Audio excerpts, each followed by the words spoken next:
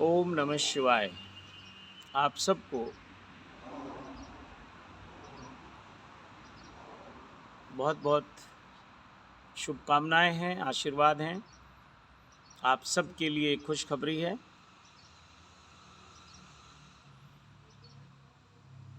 ऐसा भाव है, ये कब तक रहेगा ये मैं नहीं जानता।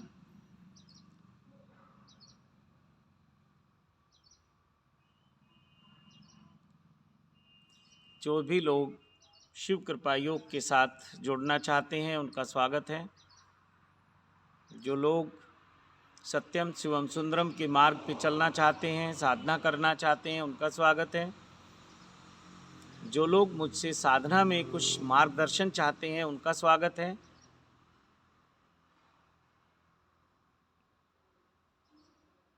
और जो लोग अपनी सांसारिक समस्याओं के लिए, मानसिक समस्याओं के लिए, आर्थिक समस्याओं के लिए या कोई भी जीवन में आपकी समस्या हो उसके लिए जुड़ना चाहते हैं तो उनका भी स्वागत है।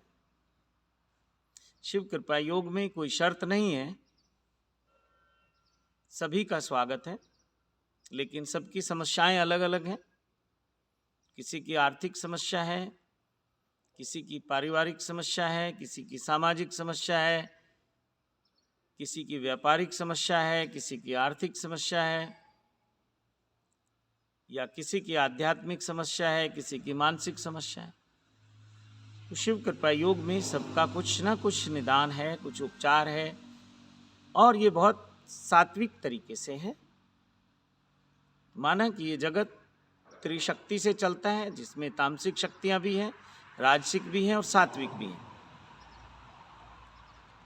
तीनों का ही एक संतुलन है शिव कृपा योग में, तीनों को ही बैलेंस करके चलना होता है।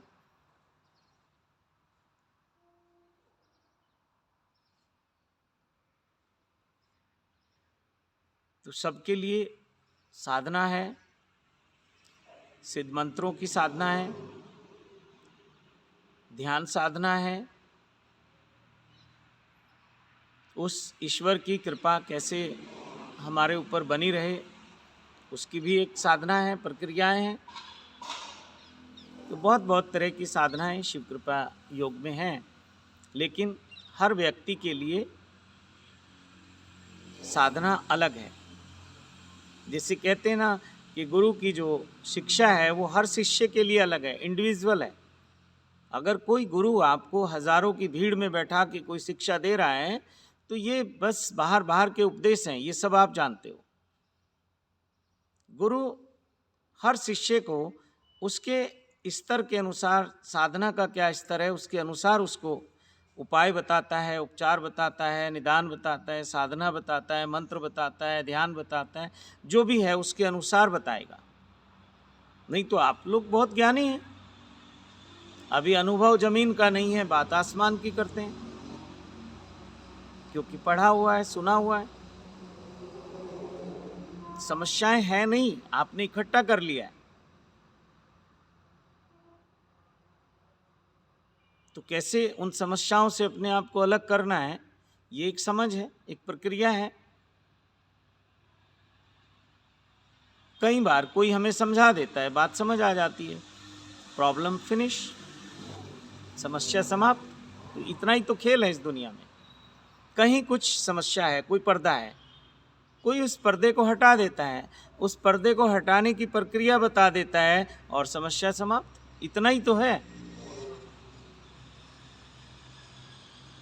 बहुत सारे लोग तुम्हें अलग अलग तरीके से डरा रहे हैं। कोई ग्रहों से डरा रहा है, कोई भूत प्रेतों से डरा रहा है, कोई ऊपरी हवा, पता नहीं क्या क्या नाम है उनके। बहुत बड़ा एक समाज में पूरा जाल फैला हुआ है और ये लोग शोषण कर रहे हैं आपका। थोड़ी सी कोई समस्या आ जाए, लोग कहेंगे आपके ऊपर किसी ने तंत्र मंत्र कर दिया। थोड़ा शारीरिक स्वास्थ्य खराब हो जाए, बोले आपको तो मारने की तैयारी कर दी है। आपको धन का नुकसान हो जाए, व्यापार संस्थान में कोई नुकसान चल रहा है, ये कहेंगे किसी ने बांध दिया है उसको, और आप उसके पीछे पीछे बस शुरू हो जाते हैं। तो बहुत तरह से खेल चल रहा है। सावधान रहने की ज़रूरत है और समझ की ज़रूरत है। समझो इस पूरे विज्ञान को। कोई कहता है आपको किसी ने कुछ कर दिया है, तो समझो ये करना कैसे होता है। कोई कहता है आपकी दुकान को, काम को बांध दिया है, तो आप जाओ उस गहराई में, क्या है ये विज्ञान। और उस आदमी के पास कोई विज्ञान नहीं है, कोई साइंस नहीं है बांधने की और खोलने की, सिर्फ मूर्ख बनाने की एक साइंस है, लेकिन वो बहुत उपयोगी है आध्यात्मिक जगत में।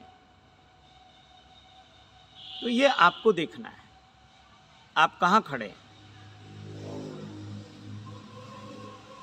बहुत जागृति की जरूरत है, और ये संभावना सबसे ज़्यादा सनातन में है, हिंदुओं में है।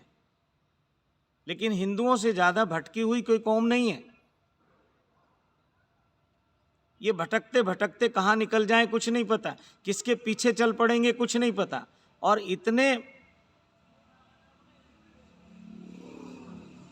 क्या कहूँ मैं, इतने महान लोग हैं कि वहीं एक धर्म खड़ा कर लेते हैं फिर से। जैन धर्म खड़ा कर लिया कुछ हिंदुओं ने बौद्ध धर्म कर लिया, कुछ हिंदुओं ने सिख धर्म कर लिया, कुछ हिंदू मुसलमानों में चले गए, कुछ हिंदू ईसाइयों में चले गए। कितने महान हैं ये हिंदू। सनातन को अगर भूलोगे तो भटकोगे। सनातन में सब विज्ञान है। इस ब्रह्मांड में अगर कोई इस जगत के पार की बात करता है तो वो केवल सनातन है।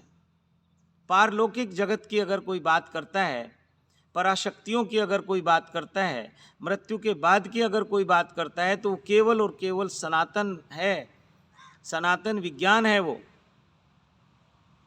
तो सनातन विज्ञान में थोड़ा सा कहीं से प्रवेश करो, किसी मंत्र के द्वारा करो, किसी शास्त्र के द्वारा करो, किसी साधना के द्वारा करो, और देखो कैसे खुलते हैं दरवाजे आपकी समझ के।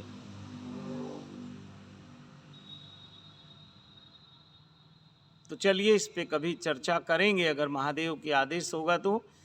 ये सनातनी कितने महान, सनातनी तो नहीं, ये हिंदू कितने महान हैं। सनातन तो एक विज्ञान है, सनातन तो जीवन जीने की एक कला है, सनातन तो एक धर्म है जिसको धारण किया जाता है। जिसने धारण कर लिया वो सनातनी है, और जो सनातनी उस घरों में पैदा हो गए वो सब हिंदू हैं।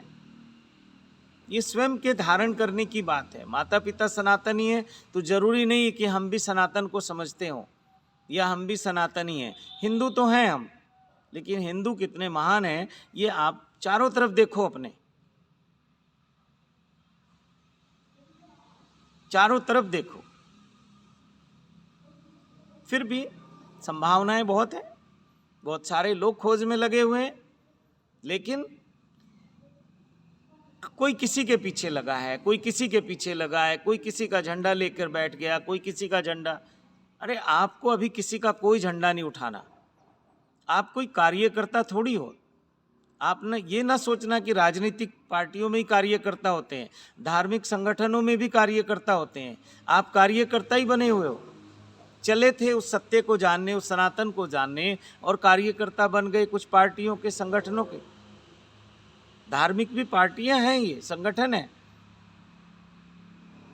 भूल ही गए किस लिए निकले थे घर से, क्या सोच के हमने यात्रा शुरू की थी। जागो।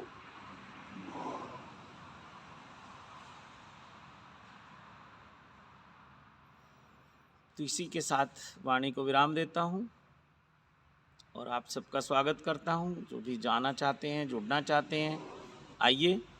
शर्तें मेरी होंगी, और बिना साधना कुछ मिलेगा नहीं, बिना सेवा कुछ मिलेगा नहीं। सेवा तन की हो, सेवा मन की हो, सेवा धन की हो, मिलेगा नहीं बिना सेवा की। ये वही त्रिशक्ति है। जैसे यहाँ ब्रह्मांड में त्रिशक्ति है, ब्रह्मा विष्णु महेश, इधर तामसिक सात्विक राजसिक, तो ये भी सेवा भी 3 डायमेंशन में होनी चाहिए। तो ठीक है, इसी के साथ वाणी को विराम देते हैं, और आप सबको पुनः प्रणाम करते हैं, नमन करते हैं, धन्यवाद करते हैं, और फिर आह्वान करते हैं सत्यम शिवम सुंदरम के मार्ग पे चलने का। ओम नमः शिवाय, ओम नमः शिवाय।